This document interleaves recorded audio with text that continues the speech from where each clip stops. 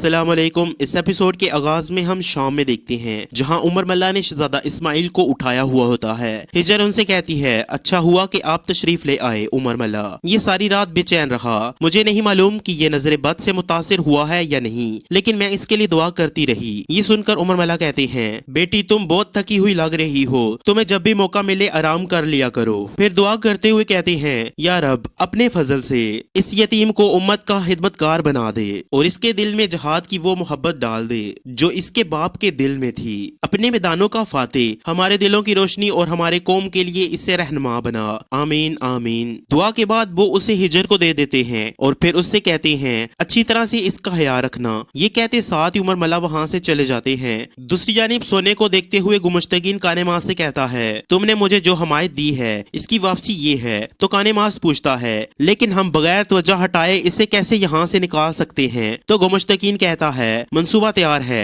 ये सुनकर कानिमास कहता है, आप नकलो हमल के लिए इसकी हिदमात हासिल करने के लिए सोच रहे हैं। तो गुमुश्तगीन कहता है, क्या अब भी इस तरह का बोझ उठाने के लिए गोग बोरू जैसे काबिल भरोसा आदमी है? तो कानिमास कहता है, क्या तुमने उस पागल को मारने की कसम खाई थी? गुमुश्तगीन कहता है, वो कभी भी हकीकत को जान नहीं पाएगा। इसी लम्हे उमर मल्ला वहाँ पे आते हैं। उन्हें आता हुआ देखकर गुमुश्तगीन पूछता है, मोहतरम उमर मल्ला, आप महल में क्या कर रहे हैं? क्या आपको उस हुक्म की इतला नहीं थी जो मैंने अस्फहानी को दी थी? आपको अंदर किसने आने दिया? ये सुनकर उमर मल्ला कहते हैं, ये करने वाले खुद सुल्तान नूरुद्दीन जंगी हैं। वो ही हैं जिन्होंने हमारे लिए बगैर दरवाजों के ये आलीशान महल बनाया था। मैं भी महल के लोगों को अलविदा कहना चाहता था। उस वक्त मैं आपको जाती तौर पर मुबारकबाद देना चाहता था। आपकी मदद मुबारक हो। तो गुमुश्तगीन कहता है, मेरे ख्याल में ये मुबारकबाद आपके दिए गए हुक्म के पेश नजर मुखलसाना नहीं है। तो उमर मल्ला कहते हैं, तुम्हारी नेकी मेरी नजर में सुल्तान इस्माइल की परवरिश है। मुझे उम्मीद है कि आप इसे जारी रखेंगे। सुल्तान नूरुद्दीन जंगी की मिरास पर उन जैसा नायब होना चाहिए। तो गुमुश्तगीन कहता है, हम बिल्कुल इसी के बारे में बात कर रहे थे। हमारा पहला फरीजा नेकी और हैरात की मोहब्बत में अपने मरहूम सुल्तान के काम को जारी रखना है। हम जब रास्ते में थे तो हमने सुना कि मुसलमानों के साथ गैर मुनसफाना सलूक किया जा रहा है। हमने ये सुना, जरूरतमंद मुसलमानों के गाँव में तकसीम करने के लिए भेजेंगे। तो उमर मल्ला कहते हैं, ये बहुत अच्छा ख्याल है। अल्लाह इस अजीम मुमलिकत पर जवाल ना लाए जो मुसलमानों का सहारा है। ये कहते साथ ही उमर मल्ला चले जाते हैं। उनके जाने के बाद गुमुश्तगीन गुस्से से कहता है, मैं शाम में इस आदमी को बर्दाश्त नहीं कर सकता। काने मास पूछता है, इस मंसूबे के बारे में कोई मसला तो नहीं होगा? गुमुश्तगीन कहता है, फिक्र ना करो, अपने आदमियों को गोक बोरू को लाने का हुक्म दो और इला से आने वाले मुसलमानों का शानदार इस्तकबाल किया जाए। मैं जरूरी हुक्म लिखूंगा। दूसरी जानिब कायरा में वजीर सलाहुद्दीन अपने साथियों से कहते हैं, दुश्मन को देखें जिनसे हम एक सदी से लड़ते आ रहे हैं, उसे जाने और याद रखें। वो इतना घटिया है कि उसने हकीम लतीफ को मार डाला जिसे हमने उसकी देखभाल पर ममूर किया था। उन्हें अपने बादशाह की जान की कोई परवाह नहीं थी। अब उसने बादशाह को फौरन हाथ लिखो, उसे कहो कि मैं उससे रूबरू मिलना चाहता हूँ। क्या हुआ, कैसे हुआ और ये किसने किया, मुझे सब मालूम होना चाहिए फाजल। ये सुनते साथ ही काजी फाजल चले जाते हैं। फिर बोरो कहता है, भड़काने वाले मालूम हैं, कातिल या तो मल्लिका है या शैटिलियन। तो वजीर सलाहुद्दीन कहते हैं, या फिर दोनों। जब मैं बादशाह से बात करूंगा तो हकीकत सामने आ जाएगी। बोरो कहता है, बच्चा अभी छोटा है, क्या हम उसे जान सकेंगे? तो जवाबन वजीर सलाहुद्दीन कहते हैं, हर खुशबू बिल आखिर अपने मालिक को जाहिर करती है बोरो। दूसरी जानिब काराकोश मंजरीके बनाने में मसरूफ होता है और अपने साथियों को तेजी के साथ काम करने की हिदायत देता है। इस लम्हे अलीसा अपने सिपाही के साथ वहाँ पे आता है और कहता है, तुम्हें जो कुछ चाहिए बोलो, हम ला कर देंगे। तो काराकोश कहता है, मेरी जरूरत की हर चीज यहाँ पर लिखी गई है। मैं सबसे पहले मजबूत लकड़ी चाहता हूँ और फिर मुझे मजबूत रस्सियाँ चाहिए और फिर हमें किलों के लिए लोहे की जाली, सलाखों और फलाद की जोड़ों और अंगूठियों की जरूरत होगी और मजीद ये। माइल्स उसकी बात काटते हुए कहता है, क्या तुम्हारी दरख्वास्तें कुछ ज्यादा नहीं है? तो जवाबन काराकोश कहता है, अगर आप फौरन नहीं कर सकते तो बता दें। ये सुनकर अलीसा एकदम से कहता है, हम करेंगे, लेकिन इसमें कुछ वक्त लगेगा। काराकोश कहता है, अभी वक्त है, जल्दी करो। ये सुनते साथ ही वो दोनों चले जाते हैं। इसी लम्हे ज़मुर्द मशरूब लेकर वहाँ पर आती है। मशरूब लेते साथ ही काराकोश उसे देखने लग जाता है। शाम में कारा तेगन हिजर के पास आता है और उसे काम करता हुआ देख कर कहता है, हिजर हतून, आप ये क्या कर रही है? आप कपड़े धो रही है, रुको, गुमुश्तगीन को भी कुछ धोने दो। ऐशो इशरत के साथ नायब बनना काफी नहीं है, उसे कपड़ों का थोड़ा ख्याल करने दो। ये सुनकर हिजर मुस्कुराती है तो تو وہ کہتا ہے آپ ہنس رہی ہیں، ہمیشہ ہنستی رہیں، کیا وجہ ہے؟ آپ ہمیشہ اداس رہتی ہیں۔ تو ہجر کھڑے ہو کر کہتی ہے کچھ نہیں، بس مجھے اس بچے کے لیے بہت دکھ ہوتا ہے، ہم اسے اس کی ماں کے پاس نہیں رکھ سکتے کیونکہ وہ بیمار ہے، ہم اسے اس کے بابا کے پاس لے جانے کے لیے روانہ ہوئے لیکن یہ راستے میں ہی یتیم ہو گیا، اسے وراثت میں زنگی خاندان کی میراث ملی ہے لیکن یہ نہیں جانتا۔ تو کاراتیگن کہتا ہے فکر مت کرو، دیکھو اس کے پاس اس کا ایک چچا ہے، ہم نے ان مکھیوں کو بھگا دیا جو اس کے مال و اسباب کے گرد گھوم رہی تھیں، اب سب ختم ہو گیا۔ اس لمحے البز وہاں پہ آتا ہے اور کہتا ہے چچا درویش نے آپ کو بلایا ہے، یہ ضروری ہے۔ دوسری جانب گمشتگین گوک بورو اور کانے ماس سے کہتا ہے علاقہ کماندار آس پاس کے گاؤں میں مسلمانوں پر حملہ کر رہا ہے۔ تو گوک بورو کہتا ہے یہ ذلیل انسان کی فطرت ہے کہ وہ صرف کمزور اور مظلوم پر اختیار رکھتا ہے جبکہ طاقتور کے سامنے وہ خاموش ہو جاتا ہے، جب میں وہاں سے نکلا تو مجھے وہیں پر اس کا سر قلم کر دینا چاہیے تھا۔ تو گمشتگین کہتا ہے اس کا بھی وقت آئے گا،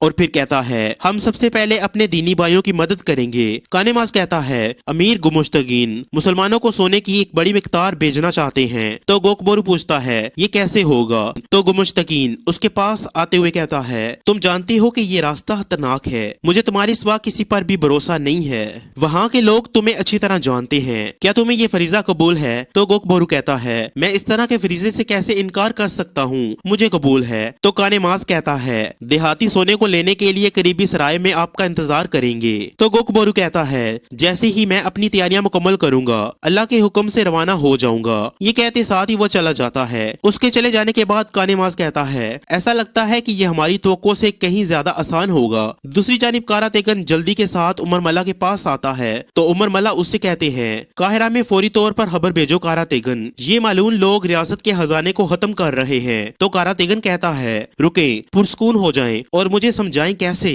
تو عمر ملا کہتے ہیں میں جب محل میں پہنچا تو وہ باتیں کر رہے تھے مسلمانوں کے پاس بڑی مقدار میں سونا بھیجنے جن پر کماندار کی جانب سے ظلم ہو رہا ہے، لیکن یہ جھوٹ ہے، اگر ایسی کوئی چیز ہوتی تو ہم سب سے پہلے جانتے کیونکہ میں نے وہاں پہ بہت سے طلبہ بھیجے ہیں اور وہ مجھے سب علاقے کے حالات کے بارے میں باقاعدگی سے بتاتے رہتے ہیں۔ انہوں نے ایک موقع پر گمشتگین سے مدد مانگی تھی لیکن اس نے اسے بری طرح سے باہر نکال دیا۔ یہ سن کر کاراتیگن کہتا ہے لعنت ہو اس گمشتگین پر، آپ فکر مت کریں چچا، میں صلاح الدین کو فوری طور پر خبر بھیجتا ہوں۔ یہ کہتے ساتھ ہی کاراتیگن چلا جاتا ہے۔ دوسری جانب قدس میں بالڈون ماریا سے پوچھتا ہے کیا بادشاہ بننے کے لیے اپنے پیاروں کو تکلیف دینا ضروری ہے؟ کیا اس ننے بادشاہ نے بھی ایسا کیا تھا؟ تو ماریا کہتی ہے ایک اچھا بادشاہ ہونے کے لیے پہلی شرط یہ ہے کہ جو ضروری ہو وہ کیا جائے، آپ نے بھی شہزادی سبیلا کے ساتھ بات کرتے ہوئے وہی کیا جو ضروری تھا۔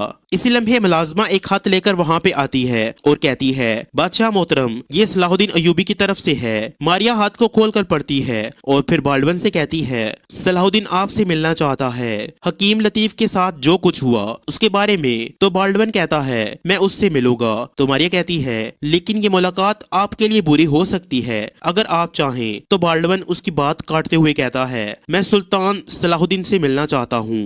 دوسری جانب کیرک میں سائرہ ملا سے کہتی ہے صلاح الدین اور بورو وہ دونوں خوش قسمت ہیں کہ وہ الہ قلعے سے بحفاظت نکلنے میں کامیاب ہو گئے۔ تو ملا کہتی ہے یہ صرف ان کی قسمت تھی، مجھے یقین نہیں ہے۔ تو سائرہ کہتی ہے کیا کہنا چاہتی ہو؟ تو ملا کہتی ہے بورو قلعے میں تمہارا قیدی تھا، وہاں تمہیں اسے مارنا بہت ہی زیادہ آسان تھا لیکن تم نے۔ تو سائرہ کہتی ہے سلطان صلاح الدین الہ میں آپ کے سامنے تھے، انہیں بھی وہاں مارنا مشکل نہیں تھا۔ تو ملا کہتی ہے انتقام سے زیادہ خطا کہ دنیا کے تمام احساسات سے زیادہ طاقتور ایک چیز ہے، یوں سمجھو کہ ہر چیز سے زیادہ طاقتور وہ احساس ہے۔ کیا ایسا نہیں ہے سائرہ؟ مجھے ڈر ہے کہ یہ احساس ہم سب کو ختم کر دے گا۔ دوسری جانب قدس میں شیٹیلیون آگے بڑھتے ہوئے لارڈ گائے سے کہتا ہے آپ نے بچے بادشاہ کو اپنے آدمیوں کی وفاداری پیش کی، اب آگے کیا فریضہ ہے؟ لارڈ گائے اچھا میں بھول گیا تھا، ہمیں اس کے لیے ملکہ ماریا سے ملنا چاہیے ہے نا لارڈ گائے؟ تو لارڈ گائے کہتا ہے حد میں رہو شیٹیلیون۔ تو شیٹیلیون کہتا ہے مجھ پر غصہ نہ کرو،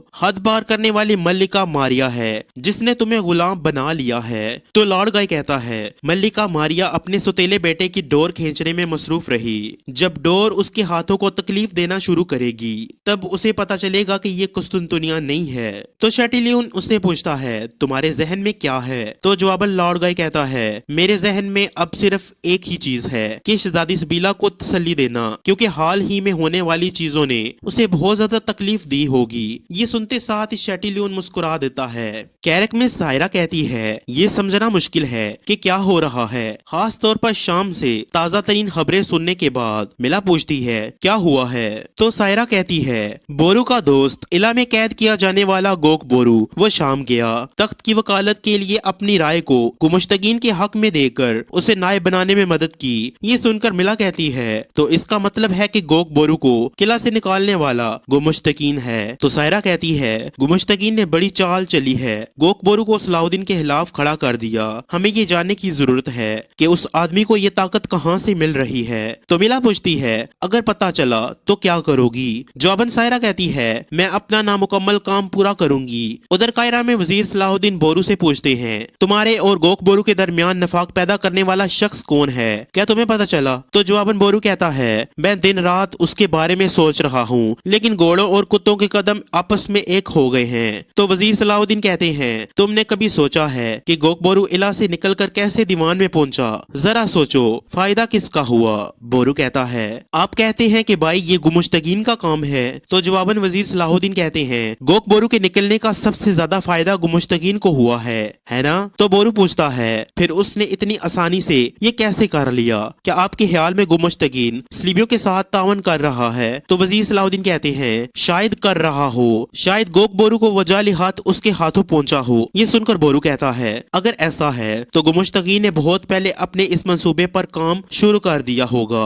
इस लम्हे काजी फाजिल वहाँ पे आते हैं और कहते हैं कारा देगन की तरफ से खबर है गुमुश्तगीन ने मजलूम मुसलमानों की मदद की बजाय खजाने से बड़ी मिकदार में सोना निकाला है और मुंतकिल करने का फरीजा गोक बोरू को सौंप दिया। ये सुनकर वजीर सलाहुद्दीन गुस्से से कहते हैं उसने फौरन लूट मार शुरू कर दी। तो बोरू कहता है गोक बोरू जानबूझकर इस जैसी हरकत में मुलव्वस नहीं हो सकता। तो वजीर सलाहुद्दीन चिल्लाते हुए कहते हैं तख्त उसने गुमुश्तगीन के हवाले कर दिया, इससे बुरा और क्या कर सकता है वो? हर हाल में सुल्तान इस्माइल के हक का दिफा हमारी जिम्मेदारी है। तो बोरू कहता है भाई इजाजत दे मैं हल कर दूंगा, शायद मुझे गोक बोरू के साथ बात करने का भी मौका मिल जाए, शायद माजी पर छाए गए पर्दे के बादल हट जाए। तो वजीर सलाहुद्दीन कहते हैं मुहतात रहो, गोक बोरू पहले की तरह तुम्हारा दोस्त नहीं है। ये सुनते साथ ही बोरू वहाँ से चला जाता है। तो इसी के साथ इस एपिसोड का एहतमाम होता है। मिलते हैं नेक्स्ट वीडियो में, तब तक के लिए अल्लाह की अमान में।